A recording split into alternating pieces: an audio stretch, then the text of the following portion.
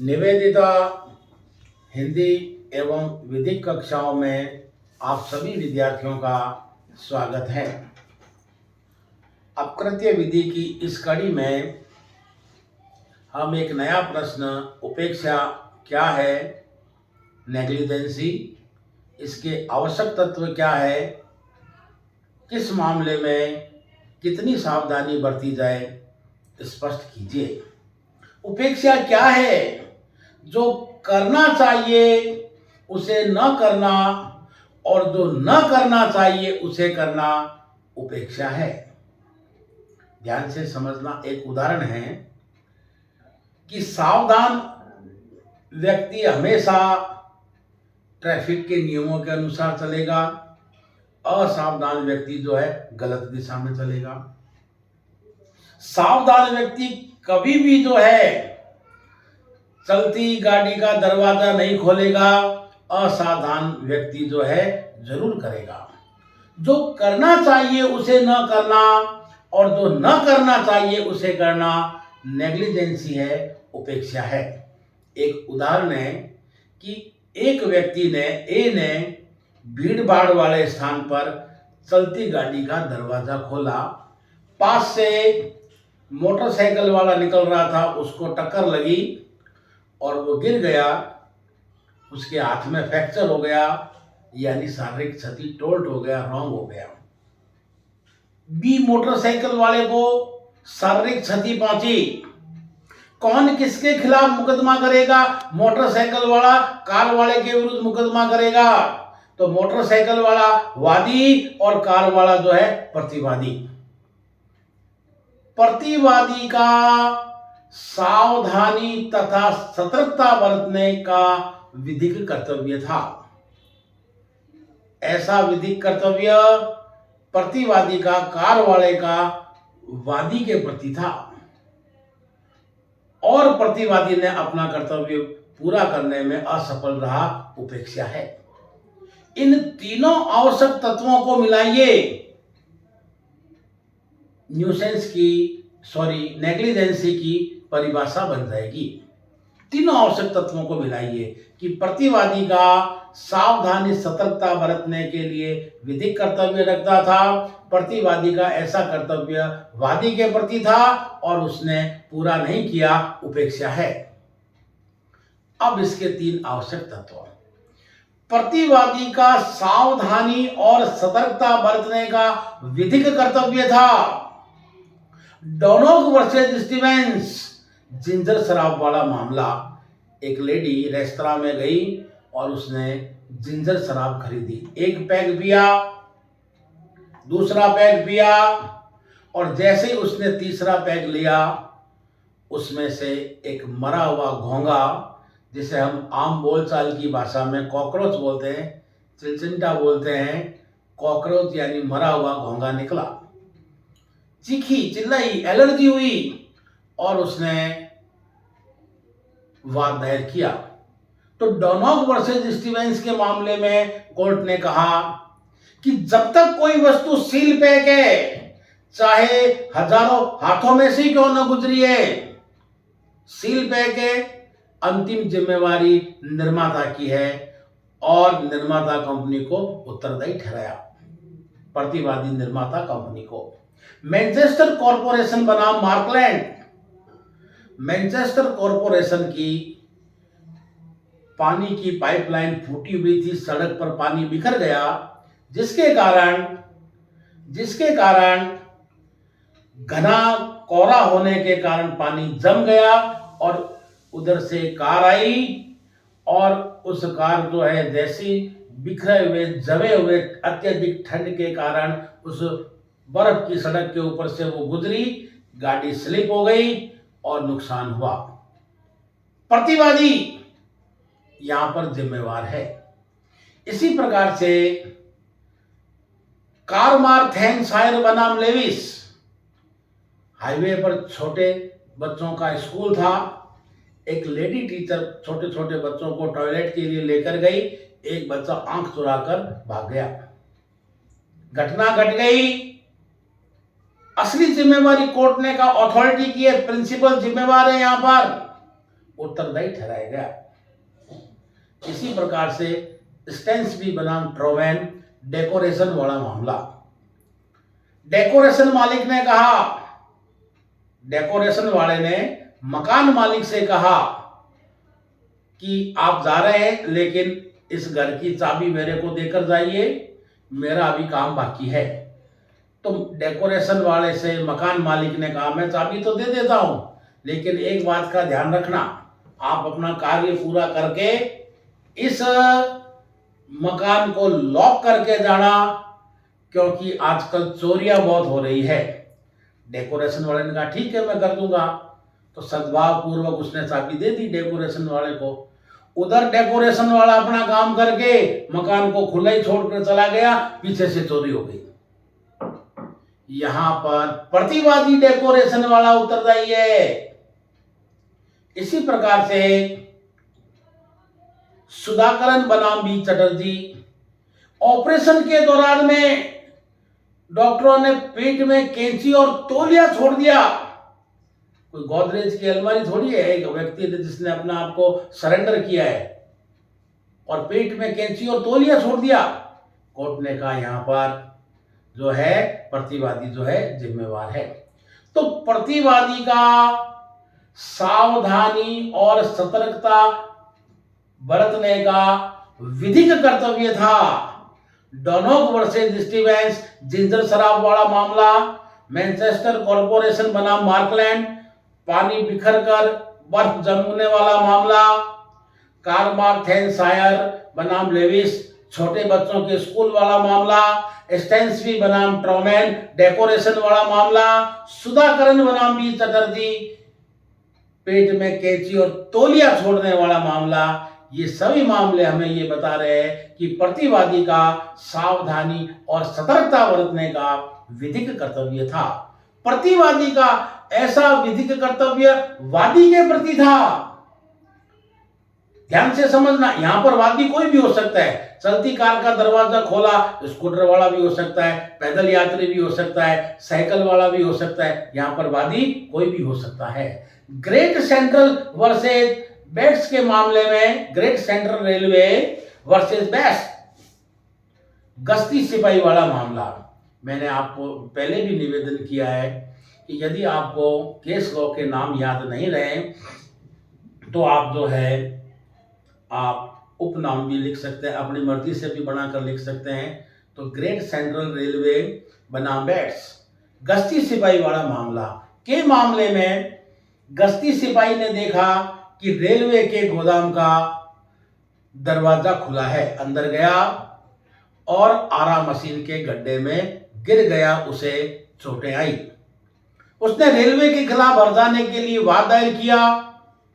तो कोर्ट ने कहा गश्ती सिपाही का कार्य ये नहीं है कि लोगों के अंदर घर में घुस घुस कर बोले क्या कर रहे हो, जागते रहो। ज्यादा से ज्यादा गश्ती सिपाही क्या कर सकता था, रेलवे को सूचना दे सकता था। अंदर चला गया बगैर पूछे, उसका ये कार्य नहीं हो सकता है। अंदर करंट के तार दौड़ रहे हैं, आप बैल मुझे मार, जानबूझकर पंगा लिए, अब कहता है साहब हर्जाना दीजिए। प्रतिवादी का ऐसा कर्तव्य वादी के प्रति होना चाहिए। Great Central Railway versus Bates गश्ती सिपाही वाला मामला, यहां पर हर्जाना उसे नहीं दिया गया। तथा नंबर 3, प्रतिवादी ने अपना कर्तव्य पूरा करने में असफल रहा। उसने तो चलती हुई कार का दरवाजा खोला, बी के चोट आई, ए जो है जिम्मेवार है। अब प्रश्न यह उत्पन्न होता है कि किस मामले में कितनी सावधानी बरती जाए। यह प्रत्येक मामले के तथ्यों और परिस्थितियों पर निर्भर करता है। 2 सूत्र हैं। सूत्र नंबर 1, खतरे की मात्रा, मैग्नीट्यूड ऑफ रिस्क। अगर खतरे की मात्रा कम है, सावधानी कम बरतनी होगी। खतरे की मात्रा ज्यादा है, हमें सावधानी ज्यादा बरतनी पड़ेगी। एक सामान्य व्यक्ति चल रहा है, सावधानी कम बरतनी होगी। एक छोटा बच्चा विकलांग है, अंधा चल रहा है, सावधानी ज्यादा बरतनी पड़ेगी। एक व्यक्ति पैदल चल रहा है, सावधानी कम है। एक व्यक्ति कार लेकर चल रहा है, सावधानी ज़्यादा बरतनी पड़ेगी। एक व्यक्ति ट्रक लेकर चल रहा है, सावधानी और ज़्यादा बरतनी पड़ेगी। एक व्यक्ति लकड़ी लेकर चल रहा है, सावधानी कम है। एक व्यक्ति चाकू लेकर चल रहा है, सावधानी ज़्यादा बरतनी पड़ेगी। एक व्यक्ति बंदूक लेकर चल रहा है, नंगी तलवारें लेकर चल रहा है, सावधानी ज़्यादा बरतनी पड़ेगी। कितनी सावधानी बरती जाए? खतरे की मात्रा के अनुसार है। खतरे की मात्रा कम है, सावधानी कम। खतरे की मात्रा ज्यादा, हमें सावधानी भी ज्यादा बरतनी पड़ेगी। इस बात को समझने के लिए हम दो केस लेते हैं। केस नंबर 1, बोल्टन बनाम स्टोन क्रिकेट की गेंद वाला मामला। इस क्रिकेट के मैदान की दीवारें, मैदान भी बड़ा था और दीवारें भी जो है बहुत ऊंची ऊंची थी। पिछले 100 साल में भी कोई भी खिलाड़ी ऐसा नहीं आया कि गेंद जो है मैदान से बाहर निकाल दे। प्रस्तुत मामले में गेंद मैदान से बाहर निकल गई। कोर्ट ने कहा यहाँ पर कोई कल्पना ही नहीं थी, अतः सावधानी भी ज्यादा बरतने की आवश्यकता नहीं थी। लेकिन ग्लासगो कॉरपोरेशन बनाम टेलर जहरीले बेरों वाला मामला। ग्लासगो कॉरपोरेशन ने पार्क की सुंदरता के लिए जहरीले पौधे लगाए और उसमें जहरीले फल निकल आए। पार्क में छोटे बच्चे खेल रहे थे। खेल खेल में उन्होंने उन जहरीले बेरों को खा लिया और बच्चे जो है मर गए। यहां पर कोर्ट ने कहा ग्लासगो कॉरपोरेशन जिम्मेवार है। क्यों? क्योंकि जहरीले पौधे लगाए थे, उनकी सेफ्टी करनी थी, बोर्ड लगाना था। अनसेफ कंडीशन में उसको छोड़ दिया और छोटे बच्चे वहां खेल रहे थे, इस प्रकार का खतरा था, सावधानी ज्यादा बरतनी थी। ग्लासगो कॉरपोरेशन उत्तरदायी है। तो सावधानी की गणना, खतरे की मात्रा, मैग्नीट्यूड ऑफ रिस्क। अगर खतरा कम है, सावधानी कम। बोल्टन वर्सेस स्टोन क्रिकेट की गेंद वाला मामला। अगर खतरा ज्यादा है तो सावधानी भी हमें ज्यादा बरतनी पड़ेगी। ग्लासगो कॉरपोरेशन बनाम टेलर जहरीले बेरों वाला मामला। इसी प्रकार से सावधानी का स्तर।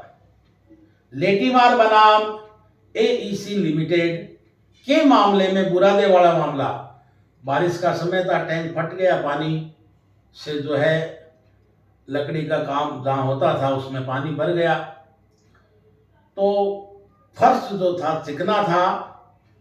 जितनी सावधानी बरतनी थी बरती गई, पानी को निकाला गया और फर्श पर जो है लकड़ी का बुरादा छिड़क दिया गया ताकि कोई व्यक्ति को जो है नुकसान ना हो। प्रस्तुत मामले में एक व्यक्ति जो आया वो उसका पांव जमा नहीं और वो फिसल गया। हर्जाने के लिए वाद दायर करने पर कोर्ट ने कहा कि इस मामले में जितनी सावधानी बरतनी चाहिए थी बरती गई, अतः वादी हर्जाने का हकदार नहीं है। तो आपने देखा कि उपेक्षा क्या है, जो करना चाहिए उसे ना करना और जो ना करना चाहिए उसे करना उपेक्षा है। 3 इसके आवश्यक तत्व हैं। प्रतिवादी का सावधानी सतर्कता बरतने के लिए विधिक कर्तव्य रखता था। प्रतिवादी का ऐसा कर्तव्य वादी के प्रति था और उसने पूरा नहीं किया। किस मामले में कितनी सावधानी बरती जाए? 2 गणनाएं खतरे की मात्रा के अनुसार सावधानी बरती जाए और सावधानी का स्तर भी तथ्यों और परिस्थितियों का विषय है। लेटीमार बनाम एईसी लिमिटेड लकड़ी के बुरादे वाला मामला। इसी के साथ ही कई बार एक प्रश्न और पूछ लिया जाता है कि रेस इप्सा लोक्यूटर घटना स्वयं बोलती है। कई बार वादी केवल इतना ही कह पाता है कि साहब मेरे साथ घटना घटी।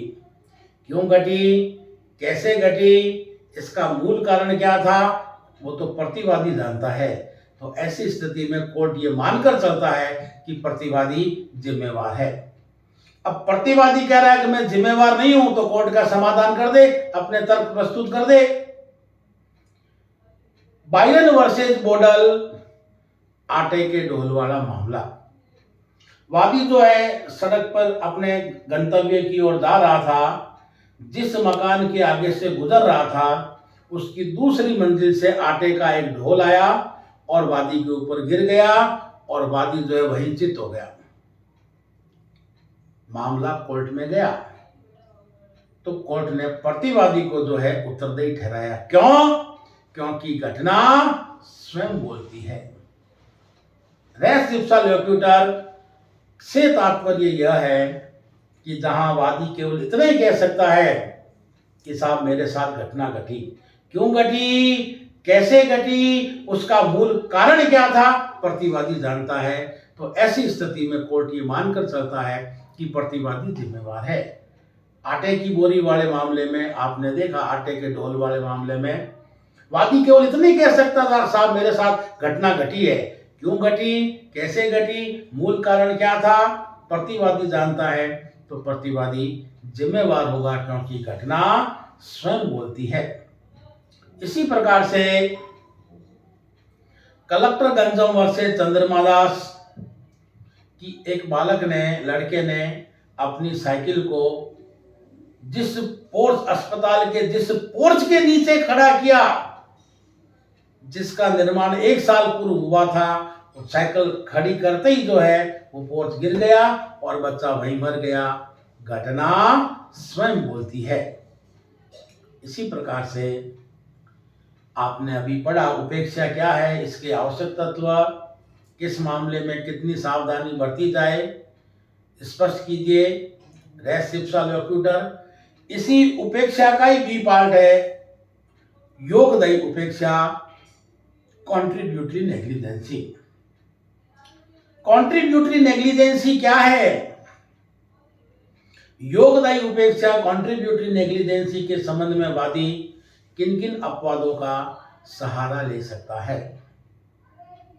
योगदायी उपेक्षा क्या है?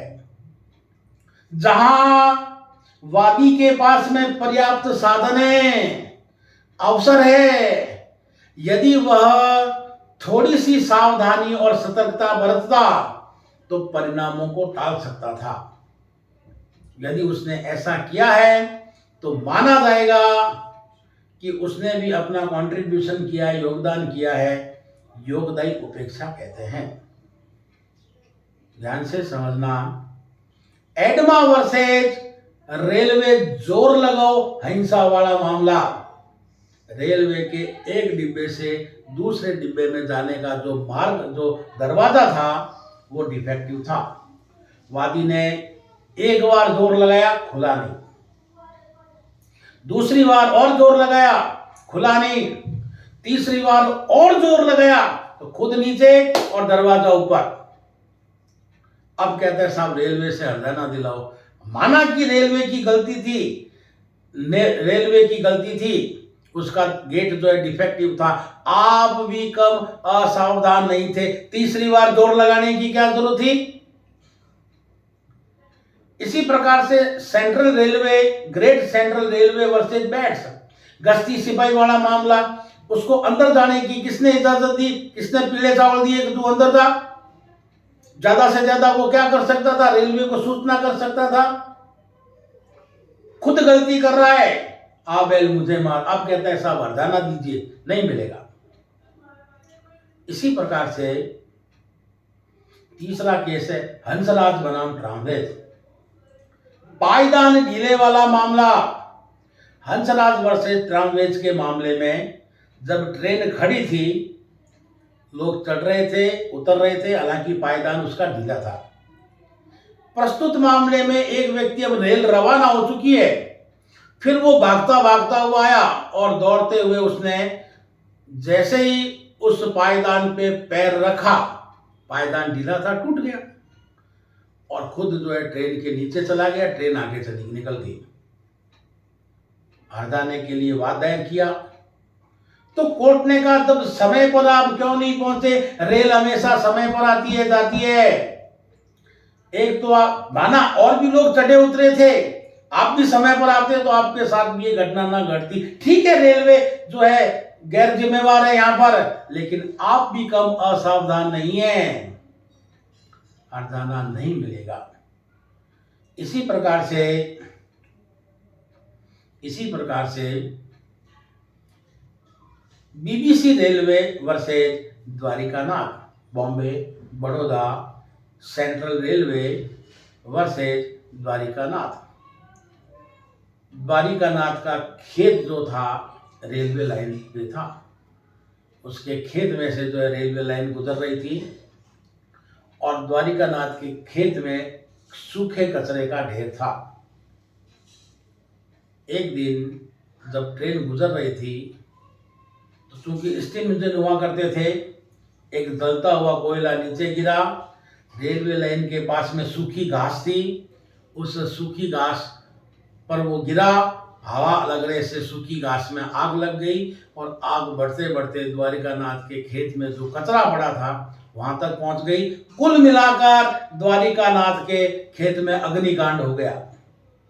जब हरजाने के लिए द्वारिकानाथ ने बीबीसी रेलवे के विरुद्ध वाद दायर किया तो कोर्ट ने कहा, जब आपको पता है कि यहाँ से ट्रेन गुजरती है, आती है, जाती है, इस प्रकार की अप्रिय घटना हो सकती है, हम मानते हैं कि रेलवे असावधान था, आप भी कम असावधान नहीं थे। तो ये सभी मामले, एडमा वर्सेस रेलवे, जोर लगाओ अहिंसा वाला मामला, Great Central Railway versus Bates, गश्ती सिपाही वाला मामला, हंसराज वर्सेस ट्रामवेज, पायदान ढीले वाला मामला, बीबीसी रेलवे वर्सेस द्वारिकानाथ, अग्निकांड वाला मामला, ये सभी मामले हमें निर्देशित कर रहे हैं कि अगर जो है वादी थोड़ी सी सावधानी और सतर्कता बरतता तो परिणामों को टाल सकता था।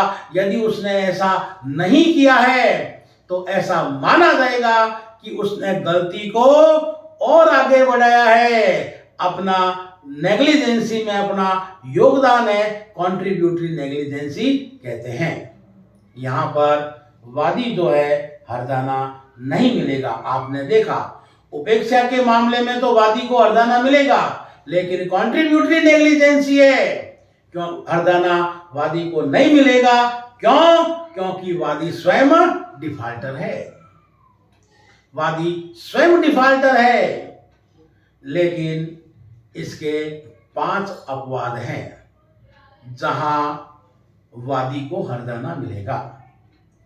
जहां वादी को योगदायी उपेक्षा के संबंध में वादी किन किन अपवादों का सहारा ले सकता है, अर्थात वादी को हरजाना मिलेगा। अपवाद नंबर 1, जहां हानि के अभाव की पूर्ण धारणा है, हानि के अभाव की पूर्ण धारणा है। रेलवे का गेट खुला है, रेलवे क्रॉसिंग का गेट खुला है, इसका मतलब ट्रेन नहीं है। भारत संघ बनाम हिंदुस्तान लीवर लिमिटेड का के मामले में डालडा घी वाला मामला, रेलवे का दरवाजा खुला था, गेट खुला था रेलवे क्रॉसिंग का, तो एक ट्रक जो है रेलवे लाइन पार कर रहा था, इसी दौरान ट्रेन आ गई, तो ट्रक को टक्कर लगी, सारे घी के टीन डालडा घी के नष्ट हो गए और ड्राइवर और खलासी मारा गया। रेलवे को जो है यहाँ उत्तरदायी ठहराया गया। क्यों? क्योंकि जहां हानि के अभाव की पूर्ण धारणा है वहां पर प्रतिवादी कॉन्ट्रीब्यूटरी नेग्लिजेंसी का बचाव नहीं ले सकता। अपवाद नंबर 2, अंतिम अवसर का सिद्धांत, डेविस वर्सेस मान गधे वाला मामला के मामले में वादी ने अपने गधे की दोनों टांगे बांधकर उसको सार्वजनिक मार्ग पर छोड़ दिया। ध्यान से समझना, उधर से प्रतिवादी अपनी घोड़ा गाड़ी लेकर आ रहा था और घोड़ा गाड़ी तेज थी और उसने गधे जिसकी दोनों टांगे बंधी हुई थी उनको कुचल दिया।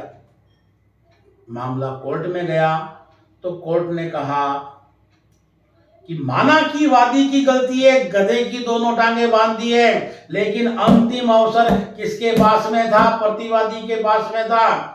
मेडिकल जुरिस्प्रूडेंस कहता है कि एक व्यक्ति दिन में 200 मीटर तक आराम से देख सकता है। यहाँ प्रतिवादी के पास में अंतिम अवसर था, वो घोड़ा गाड़ी को धीरे करके गधों को बचा सकता था, लेकिन उसने ऐसा नहीं किया है।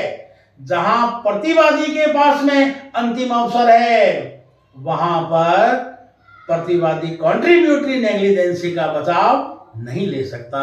आपने देखा अपवाद नंबर 2।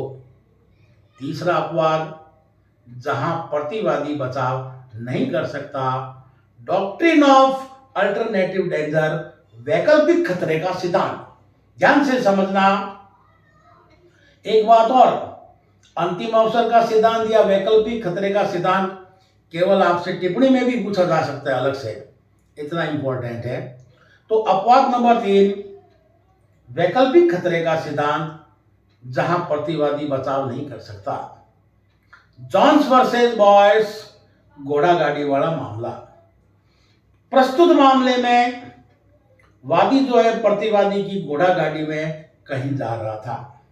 घोड़ा गाड़ी प्रतिवादी तेज चला रहा था।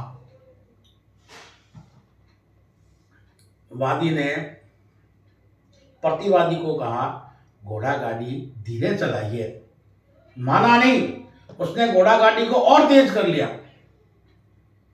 वादी ने कहा घोड़ा गाड़ी धीरे चलाइए, उसने घोड़ा गाड़ी को और तेज कर लिया। वादी ने कहा गाड़ी वाले गाड़ी धीरे हाँ करे, और वो जोश में और तेज कर दिया उसने। जिसका डर था वही बात हो गई, घोड़े अनियंत्रित हो गए। डॉक्ट्रिन ऑफ वैकल्पिक अल्टरनेटिव डेंजर, कि जहां प्रतिवादी बचाव नहीं कर सकता। क्यों? क्योंकि प्रतिवादी की गलती के कारण वादी के सामने 2 भयंकर बुराइयां हैं, और दोनों ही बुराइयां नुकसान पहुंचाने वाली है। ऐसी स्थिति में वादी का दिमाग जो है किंग कर्तव्य विमूढ़ हो जाता है। क्या करे क्या ना करे, ये कैसी मुश्किल है। दिमाग, माथा काम करना बंद कर देता है प्रतिवादी की गलती के कारण से, क्योंकि घोड़ा गाड़ी और तेज कर रहा है, घोड़े अनियंत्रित हो गए। 2 बुराइयां हैं कि या तो वो अनियंत्रित घोड़ा गाड़ी से कूदे, या उस घोड़ा गाड़ी में बैठा रहे, देखता रहे घोड़े शरणम गच्छामि, जहां वो ले जाकर गिराएंगे पटकेंगे, बैठा रहे। और उस 2 भयंकर बुराइयों में से उसने एक को चुना और घोड़ा गाड़ी से कूद गया। तो बाद में प्रतिवादी ये नहीं कह सकता कि ये क्यों कूदा, मैंने घोड़ों को नियंत्रित कर लिया था। बाद में प्रतिवादी जो है कॉन्ट्रीब्यूटरी नेग्लिजेंसी का बचाव नहीं कर सकता। जहां प्रतिवादी बचाव नहीं कर सकता, वैकल्पिक खतरे का सिद्धांत। सेयर्स बनाम हार्लो अर्बन डिस्ट्रिक्ट, ये हार्लो अर्बन डिस्ट्रिक्ट का बीहड़ जंगल में, जैसे अपने सुलभ कॉम्प्लेक्स होता है वैसा टॉयलेट बना हुआ था, जिसका गेट डिफेक्टिव था। बाहर से तो खुलता था लेकिन अंदर से नहीं खुलता। तो सेयर्स जो है उस हार्लो अर्बन डिस्ट्रिक्ट के बनाए हुए टॉयलेट में टॉयलेट के लिए गई। अब गेट के अंदर तो घुस गई, अब बीहड़ जंगल है और गेट वापस खुला नहीं। अब करे तो क्या करे, अब जंगल में मोर नाचा किसने देखा। अब अंदर से वो चिल्ला रही है, अब खुला नहीं। तो जैसे तैसे वह रोशनदान में से निकलने का प्रयास किया, गिर गई, और जैसे तैसे वो बाहर निकली, उसे चोटें आई। यहाँ पर urban district, Harlow urban district को उत्तरदायी ठहराया गया। जहां पर प्रतिवादी की गलती के कारण से 2 भयंकर बुराइयां सामने हैं। या तो सेयर्स जो है उस टॉयलेट में बैठी रहे, या जैसे जैसे बाहर निकले। 2 भयंकर बुराई हैं, दोनों ही नुकसान करने वाली है। ऐसी स्थिति में वादी का दिमाग जो है किंग कर्तव्य विमूढ़ हो जाता है, काम करना बंद कर देता है। अतः ऐसी स्थिति में 2 बुराइयों में से एक चुनना है, और वादी जो है एक चुनता है। तो बाद में प्रतिवादी कॉन्ट्रीब्यूटरी नेग्लिजेंसी का बचाव नहीं ले सकता। जॉन्स वर्सेस बॉयस, तेज घोड़ा गाड़ी वाला मामला, शेयर्स बनाम हार्लो अर्बन डिस्ट्रिक्ट टॉयलेट वाला मामला आपने देखा। नंबर 4, बचाव के कार्य। जहां वादी बचाव के कार्य कर रहा है, प्रतिवादी कॉन्ट्रीब्यूटरी नेग्लिजेंसी का बचाव नहीं ले सकता। हैंस वर्सेस हार्वुड कांस्टेबल वाला मामला। कांस्टेबल ने देखा कि एक व्यक्ति ने सार्वजनिक मार्ग पर घोड़ा गाड़ी खड़ी कर दी और घोड़े अनियंत्रित हो गए। महिलाएं बच्चे वहां से गुजर रहे थे, तो उनको बचाने के लिए कांस्टेबल ने घोड़ों को नियंत्रित किया। घोड़े तो नियंत्रित हो गए, लेकिन कांस्टेबल को चोट आ गई। हरजाने के लिए वाद दायर किया, तो साहब बचाव में यह कहा गया कि जानबूझकर पंगा लिया है, जिसके लगती मैं अपना उनका हरजाना दे देता, इनको क्या जरूरत थी। कोर्ट ने कहा जहां पर वादी बचाव के काम कर रहा है, प्रतिवादी कॉन्ट्रीब्यूटरी नेग्लिजेंसी का बचाव नहीं ले सकता। इसी प्रकार से ब्रेंडन वर्सेस ऑस्वान रोशनदान गिरने वाला मामला। पति पत्नी एक डिपार्टमेंटल स्टोर में सामान खरीदने के लिए गए। सामान खरीद रहे थे, तो पत्नी की नजर अचानक रोशनदान की ओर गई, जो उसके पति पर गिरने वाला था। तो उसने पति को तो धक्का दे दिया, लेकिन खुद रोशनदान के नीचे आ गई। वाद दायर करने पर दुकानदार की ओर से यह कहा गया कि जिसके ऊपर गिरता हम अपना उसके जो है भरपाई करते, हम हरजाने के लिए उत्तरदायी थे। कोर्ट ने कहा नहीं, जहां वादी बचाव के काम कर रहा है, प्रतिवादी कॉन्ट्रीब्यूटरी नेग्लिजेंसी का लाभ नहीं ले सकता। इसी प्रकार से बच्चों की कभी भी कॉन्ट्रीब्यूटरी नेग्लिजेंसी नहीं मानी जाती है। बच्चे बच्चे ही होते हैं। लिंच वर्सेस नूरदीन घोड़ा गाड़ी वाला मामला।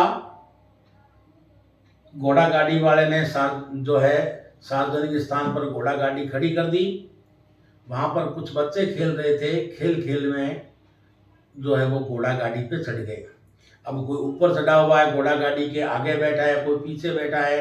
एक बच्चा जो है घोड़ा गाड़ी पर चढ़ने के लिए उसके जो चक्का है घोड़ा गाड़ी का, उसके ऊपर जो है वो चढ़कर घोड़ा गाड़ी में बैठने का प्रयास कर रहा था। इतने में ही किसी बच्चे ने घोड़ा की जो है वो रस्सी है, लगाम जो है उसको खींचा और घोड़ा गाड़ी चल पड़ी। और जो बच्चा ऊपर चढ़ रहा था, उस घोड़ा गाड़ी के चक्के के साथ वो भी नीचे आ गया, घायल हो गया।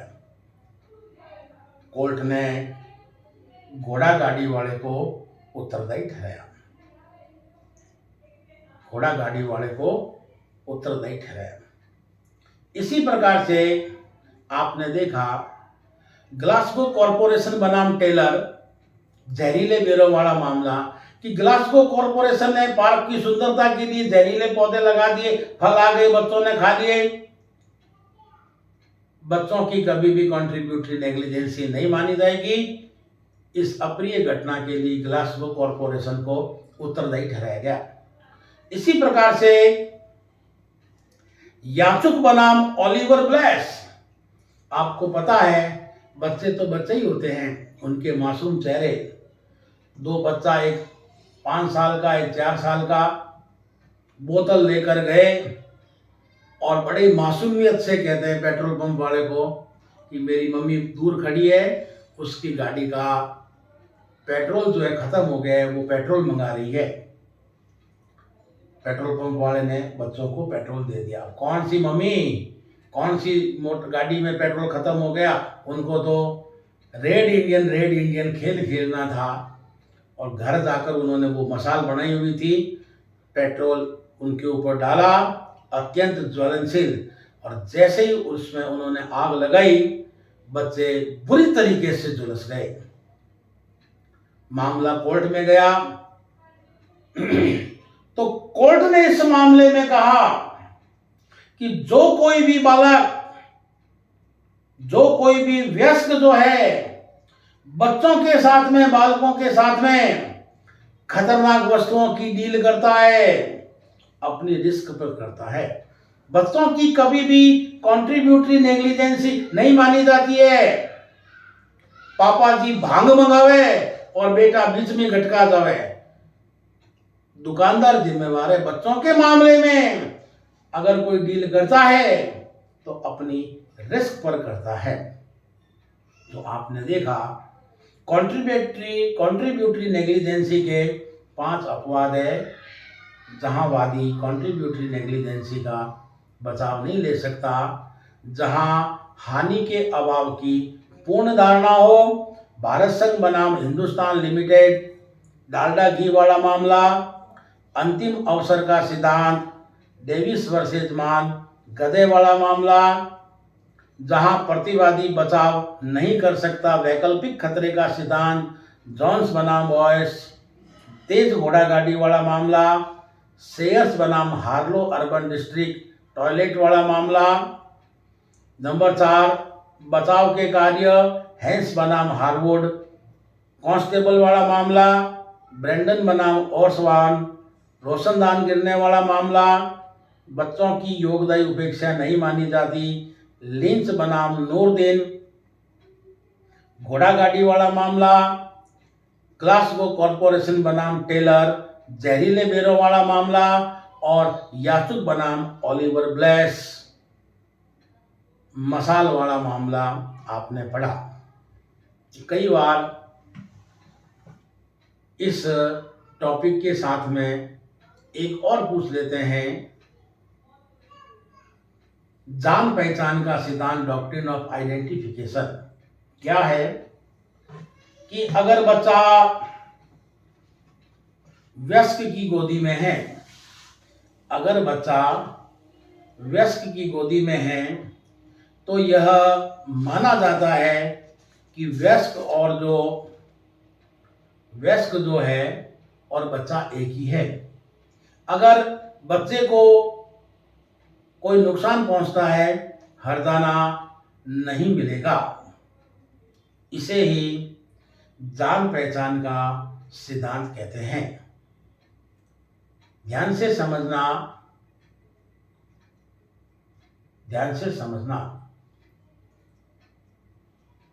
वॉकर, ये वॉकर नहीं है, NE रेलवे, बेट्स बनाम NE रेलवे दादी वाला मामला। इस मामले में दादी और पोता कहीं जा रहे थे, पीछे से गाड़ी आई और दादी जो है पोते का हाथ छुड़ाकर भाग गई, पोता घायल हो गया। कोर्ट ने कहा यहाँ पर बच्चा वयस्क की अभिरक्षा में है, हर्जाना नहीं मिलेगा। फर्स्ट एंड लास्ट केस था यह। बाद में इस केस का विरोध हुआ और अब यह तय हो गया कि बच्चा चाहे वयस्क की अभिरक्षा में है, चाहे वयस्क की गलती है, चाहे वयस्क की गलती नहीं है, अगर बच्चे को नुकसान पहुंच रहा है, हर्जाना मिलेगा। मिल्स बनाम आर्मस्ट्रॉन्ग दादा वाला मामला, जिसमें वयस्क की गलती से बच्चे को नुकसान हुआ, क्षतिपूर्ति दिलवाई गई। तो आपने इस पूरे टॉपिक पर चर्चा की, आप और हमने मिलकर प्रयास किया है। उपेक्षा क्या है, इसके आवश्यक तत्व क्या है, किस मामले में कितनी सावधानी बरती जाए, स्पष्ट कीजिए। रेस इप्सा लोक्यूटर, घटना स्वयं बोलती है। और अगला प्रश्न इसी का ही बी पार्ट, कॉन्ट्रीब्यूटरी नेग्लिजेंसी योगदायी उपेक्षा से क्या तात्पर्य है। योगदायी उपेक्षा के संदर्भ में वादी किन किन अपवादों का सहारा ले सकता है। अंत में मैं इतना ही कहूँगा कि आप इस चैनल को सब्सक्राइब और लाइक करके और अधिक जो है अच्छे वीडियो इस क्षेत्र में, विधिक क्षेत्र में आप प्राप्त कर सकते हैं। इसी शुभकामनाओं के साथ जय भारत, जय हिंद, धन्यवाद।